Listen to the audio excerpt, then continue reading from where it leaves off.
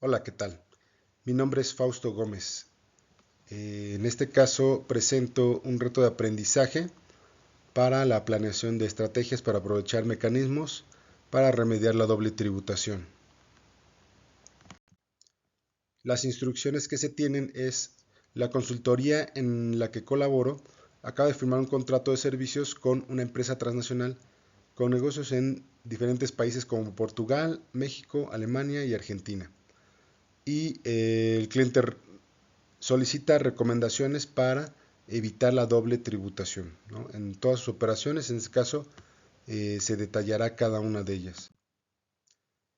En nuestro primer caso es un equipo francés de rugby que administra esta empresa y que jugará un torneo en Argentina. Se estima que por lo menos 3 de los 4 partidos generen ingresos. En este caso, bajo el análisis que se realizó, es que existe un tratado para evitar la doble tributación entre Argentina y Francia, en donde en el artículo 17 se observa que de primera instancia dichas actividades deportivas sí son imponibles en el otro estado.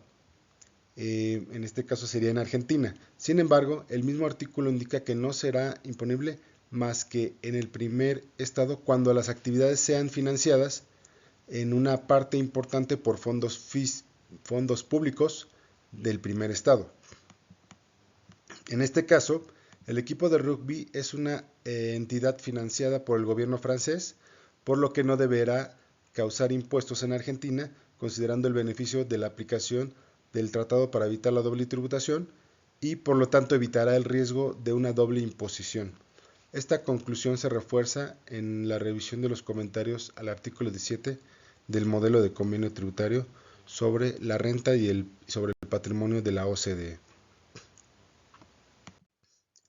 En el segundo caso tenemos que para la Oficina Mexicana de Administración de Licencias de Artículos Deportivos se contratará temporalmente a un director portugués, quien se trasladará frecuentemente entre Lisboa, Aveiro, Oporto, Ciudad de México, Monterrey y Querétaro, es decir, entre Portugal y México se estará trasladando.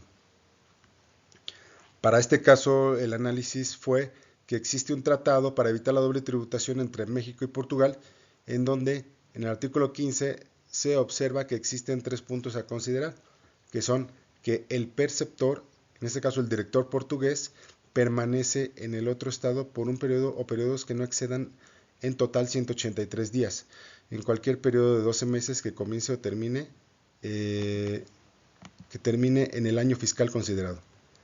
Y el segundo supuesto es que las remuneraciones se pagan por cuenta de una persona empleadora que no es residente en el otro estado.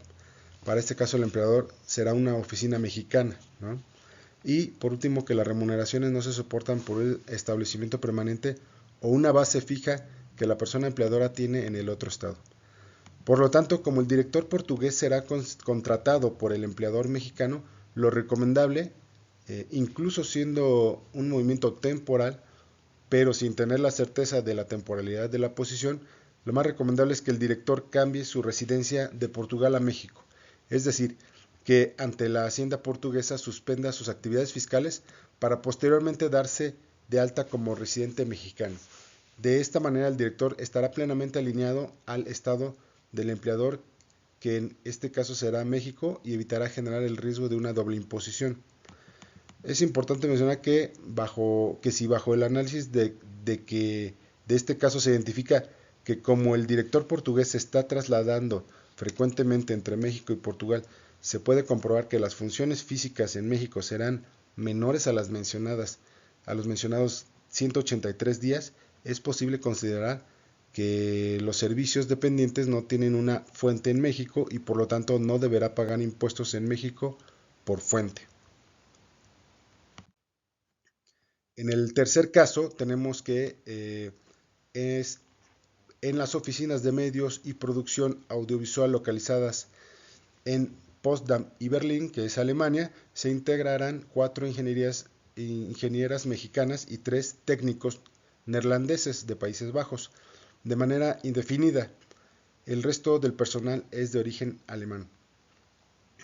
Bajo el análisis que se realizó para este caso, vemos que existe un tratado para evitar la doble tributación entre México y Países Bajos con Alemania, en donde en el artículo 15 se observa de igual forma que existen los 3 puntos mencionados a considerar, que es decir, que son los mencionados 183 días en el periodo de 12 meses que comience o termine en el año fiscal considerado, y también que las remuneraciones se pagan por o cuenta de una persona empleadora que no es residente del otro estado. Para este caso, el empleador será la oficina del país Alemania, ¿no? Por lo tanto, como tanto las ingenieras como los técnicos serán contratados por el empleador alemán de manera indeterminada, que eso es un punto relevante, lo más recomendable es que estas personas cambien su residencia de México y Países Bajos a Alemania. Y es decir, que ante la hacienda de sus países de origen suspendan sus actividades fiscales para posteriormente darse de alta como residentes alemanes. De esta manera estarán plenamente alineadas al estado del empleador, que en este caso será Alemania, y evitará riesgos de una doble imposición. Y básicamente esto es el análisis de los 3 casos y las recomendaciones que se realizarían para el correcto funcionamiento y evitar una doble tributación eh, con los diferentes países. Les agradezco mucho su atención y quedo a sus órdenes. Hasta luego.